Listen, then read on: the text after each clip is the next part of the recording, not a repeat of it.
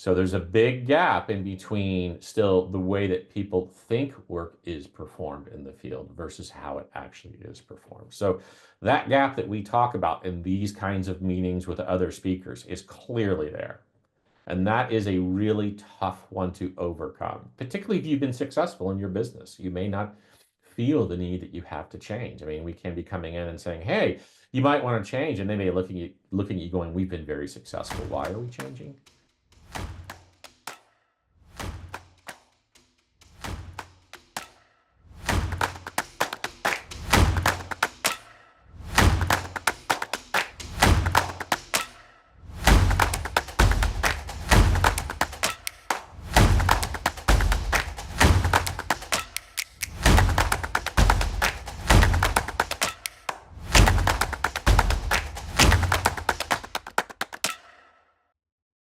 Kind of why we started, I think everybody has their particular reasons, but we just weren't happy with, I think the things that were happening before, like a lot of us in safety, we've been doing a lot of things for a long time and we feel that it's time to change and try some new things. As we know that traditional safety looks at who failed and why an event occurred, which leaves out a lot of context. I would say this is probably the biggest thing that I spend time with on leaders and trying to look at operational leaders, what they're thinking about and what they're observing and having these discussions, that who versus the why. It's a real challenge, and leaders that have been very successful sometimes don't necessarily feel like they have the reason that they would want to change things. So that's also part of the challenge. Are you comfortable with what you're doing now? So we're also, our approach is from building, just try to build capacity to fail safely and shifting that focus from the who to the what happened, what failed, and how did it occur. Three simple things to shift to, but I'm sure others folks have experienced as well, that those can be pretty challenging events themselves, or challenging things, concepts to get people to really think about.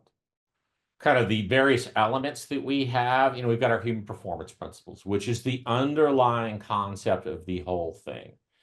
I do think sometimes folks don't necessarily see that. They could see the elements, other elements like sticky, which is stiff. It's just rebranded in a name that seems to ring a lot better with people. I used stiff at my last organization, and I got to tell you, sticky people, it's sticky. People remember it. We have the Quanta energy wheel, which I'll show, our sticky controls framework, which just is really a modified, simplified visual analysis tool, or otherwise called a bow tie. It's a simplified bow tie. And those of us in the construction industry probably have not seen a lot of bow ties. Those of you in other industries may be very, very familiar with them. So that is an introduction to kind of a whole company that really is not seeing these on the construction side. And the operational learning, which includes learning teams, but just getting that mindset of operational learning. Now, one of the first things that's in here that's kind of like our starter is a leadership playbook. So we would start this process at any of our operating units with a leadership playbook that walks through those, tries to have a really good discussion with leadership of where they are and where they think they want to go. I would say the struggle with that, again, is maybe some of the follow through. People go to a meeting, leaders go to a meeting, and they kind of get the action item done. And they can have a tendency to move on. And again, particularly with safety, sometimes they don't necessarily feel like they need to come back. So maybe where Lauranda was asking about that operational leadership, there's not necessarily that natural operational connection to kind of follow through to make sure that these things are happening really well. This is nothing I think in particular, it's just our wording that we use. When I focus on this, I got the stories, the context is really probably the one I'm trying to get people to understand context, and probably 6 management response, and trying to connect those two. There has been a tendency, I would say, at Quanta to read these and kind of know them and memorize them, but not necessarily understand the deeper science. I would assume that folks that are listening to this call involved in kind of the deeper stuff of human organization performance understand how much stuff and information and science and work is behind every one of these. And I say that was a side effect of our kind of concise program that kind of sometimes lends itself to think these are easy concepts, and they're not. I have not always seen people getting the connection between this and good leadership and good business. I do find that some of the younger leaders, kind of getting in your 20s or 40s, and that younger group tend to be a little more open to newer business ideas, which it seems to also make them open to these ideas. And I think if you read leadership books, you can begin to see the connection here between those two. So we do start to see that with some younger folks, but it is often missed. This is our sticky actual, something that resulted in an actual injury of life-threatening, life-altering, life-ending event. Sticky potential where no one was seriously injured, but controls were not in place, functioning or effective. Sticky success, things are functioning correctly and effectively, and it was not luck. So we are still having this conversation. I would say me kind of personally, sometimes I get frustrated that we can spend so much time on defining these.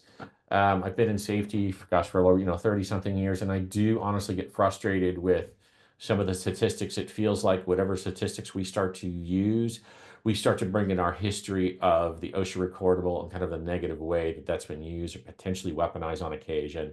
And we start to kind of bring that culture into these kind of classifications where, are we collecting these to get information? Are we collecting these to drive performance? And if you're collecting them to drive performance, does that potentially drive things underground? So continuing to have those same discussions that many of us have had for years around statistics, and kind of that frustrating thing is, do we have a really good statistic within safety? So this is where we really I think we're into the second year of categorizing these. This year getting much better and continuing to have conversations. But there can be a lot of discussion about individual ones and people what they're trying to do with these and where they would be classified. So we do end up with that history of classification and struggle with it. This is the energy wheel. I don't know if you folks are familiar with Matt Halliwell's work over at CSRA, Colorado, the University of Colorado Boulder.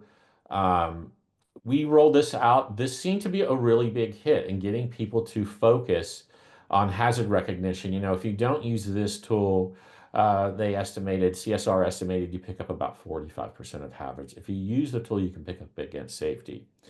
This is a tool where I've seen a tremendous amount of drift from its original concept. It's been really interesting. I did not use this at my last organization, so I've seen it for 3 years here at Quanta. Really interesting to see this. So those of you may be familiar with this or seen this at Quanta, it's designed really to help us with the notification thing in our brain, what our brain sees. Our brain doesn't see hazards or changes a lot.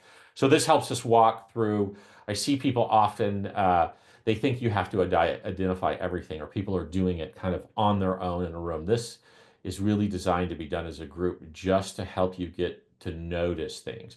Where I see a lot of folks, either on the safety side, sometimes on the client side, is telling crews, oh, you have to find something for every box. So kind of that safety bureaucracy, and what we kind of have history of that safety bureaucracy, rather than getting people just to focus on what's there. So it's that paperwork sometimes versus the concept. Notice, evaluate, decide. This is just trying to help you with the notice part of the brain. And really moving into, before this process, there wasn't a lot of discussion about preventive versus mitigative control.